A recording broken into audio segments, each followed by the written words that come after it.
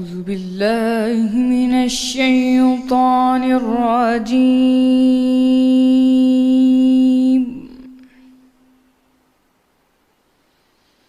بسم الله الرحمن الرحيم.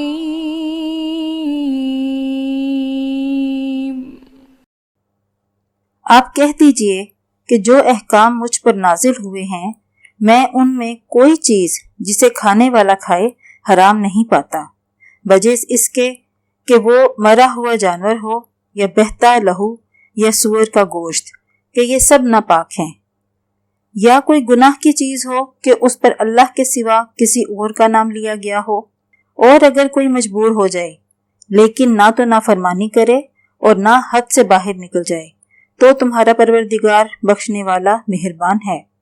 اور یہودیوں پر ہم نے سب ناخن والے جانور حرام کر دیے تھے، اور گایوں اور بکریوں سے ان کی چربی حرام کر دی تھی، سوائے اس کے جو ان کی پیٹھ پر لگی ہو یا انتڑیوں میں ہو یا ہڈی میں ملی ہو۔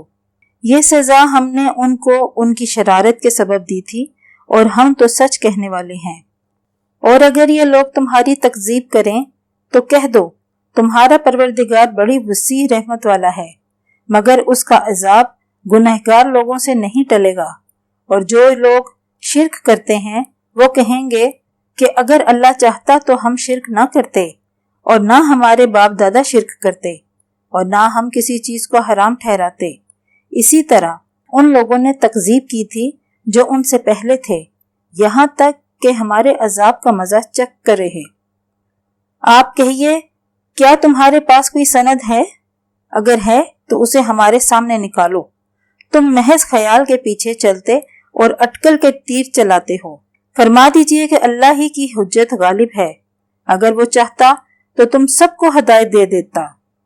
آپ کہیے کہ اپنے گواہوں کو لاؤ جو بتائیں کہ اللہ نے یہ چیزیں حرام کی ہیں، پھر اگر وہ آ کر گواہی دیں تو تم ان کے ساتھ گواہی نہ دینا، اور نہ ان کی خواہشوں کی پیروی کرنا۔